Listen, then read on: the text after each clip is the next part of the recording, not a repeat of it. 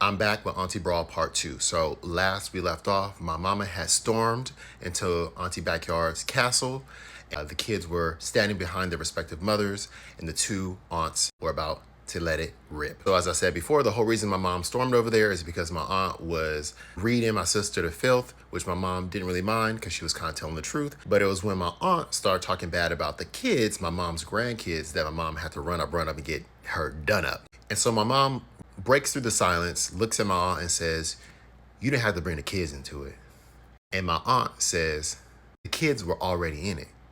Ain't she your daughter, or is she mine?" And this is a very low blow. So what does my mom do? She puts down her clutch. She looks at my aunt. She says, "Come on, not in front of the kids. Let's talk about this outside." And so my mom and my aunt go to the front yard. I always wonder why they didn't go to the backyard, given backyard aunt. And also just so that not everybody in the whole neighborhood is seeing them air out this mess. But whatever, they go to the front yard to handle grown folks' business while the kids stay inside the house. And so this next part is a highly contested part of the story.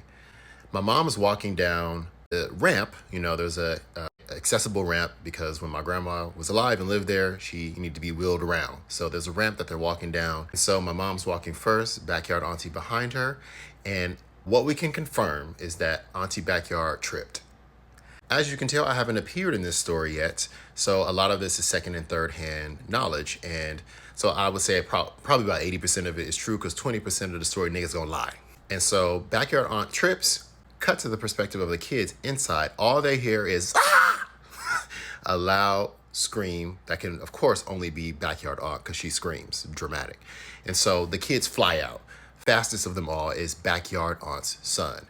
He zooms out, and I guess what he steps out and sees is my mama over his mama, backyard aunt, either helping her up or choking her, maybe both.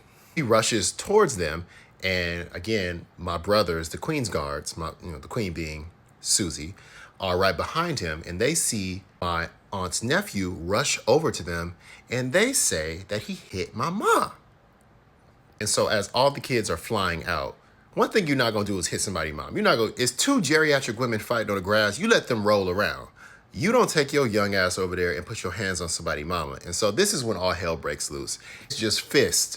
Screaming, shouting, a ball of black anxiety and fighting, just letting loose. It got so visceral, so violent that one of my sister's sons called me. And this is where I enter the story. His son, my nephew, calls me. It's like, "JR," that's what they call me in the family. "They fighting."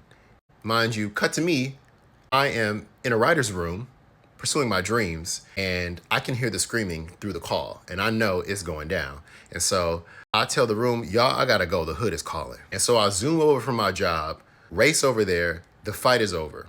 My dad has arrived. Everybody's calmed down, moved to their respective sides of the house. And now what's happening is somehow a U-Haul truck is already there, and my siblings and my sister and everybody is moving my sister's stuff out because she's moving out immediately and moving into my parents' house. We get to work moving all of my sisters and nephews' stuff into this U-Haul. And I want to say, I got to give kudos to Auntie Backyard because what I saw underneath my sister's bed was like a shoe waist yard. I could see how this could be my auntie's nightmare, walking in and seeing this every day. But anyway, we collect all my sister's stuff, and in a day, we move her entire family into my parents' house where my mom, my dad, and 3 of my siblings live. So now it's 10 people powder in that house. And you would think the drama's over there, but Auntie Backyard was not done. So her next move is she calls in reinforcements. If you recall from the twin aunt party, Auntie Backyard and Uncle Boom have somewhat of an alliance going on. And so she doesn't call him, she calls his daughters. And she doesn't call the daughters with the truth, she starts a rumor mill. And so she calls his daughters and says, "Your Auntie Susie, her sons just came over here and beat on my son. And JR, mind you, I wasn't there, JR beat on him so bad he pissed himself."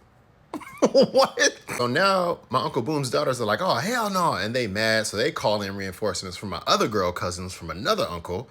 And they all get in a car, roll up to my mama house, get to the gate, and they banging on the gate, shaking the gate, talking about, "Bring the bitch out," talking about my sister. "Bring T-Dog out." That's my sister's nickname in the house. "Bring her out. And you could bring out Auntie Susie too. She could get it." What? They're shaking the gate. My sister's in there doing God knows what, sitting down, eating, not really caring because, she's a Capricorn, so all of it just kind of went over her head anyway. My mama's in there licking her wounds, hearing them talking about it, talking about some, I ain't scared. I could take all these bitches. And so this is where my dad enters the story. If you're wondering what is my dad's function in this family, my dad is a lawyer, and he's a family lawyer. As you can tell, this family needs lawyers. For example, one of my Uncle Boom's nieces who's out there beating on that gate, mind you, this daughter looks exactly like my Uncle Boom. She's a 6'2" stud. So her and her lesbian crew, very Cleo in them from Set It Off. And when they needed help, who did they come call? My daddy for the legal issues. And so my dad goes to the gate and he says, y'all bitches gotta leave. Please do not forget that she's your Auntie Susie, but I will sue you. I know, and I will bring up all your drama, all your tea, especially looking at the one who, all your daddy's tea, all of them, y'all need to go. They like, all right, cool. They hop in a station wagon and they drive off. And so this essentially has divided the family into factions. So there's those who side with my mama, Auntie Susie, and that would include her and Boat Auntie. They all on one side with some other aunties we don't know yet. And then there's those who side with Backyard Aunt and Uncle Boom, some other aunties and uncles that we don't know yet. But essentially the house and family is now broken into two. And so, yes, you all can see, as some of you all clocked in the comments, it makes sense why my sister would choose to go to the boat party and not the backyard function. They got beef. And this beef would last for almost 2 years. We got cousins on opposite sides who can't talk to each other. I can't talk to my favorite cousin because her sister was banging on the gate.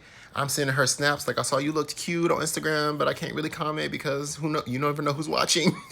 And so now the family is essentially divided into two, the Reds and the Blues. But there was only one thing that could bring this family together. And in the finale of this story, I'll tell you what that thing is. And it's none other than the color purple.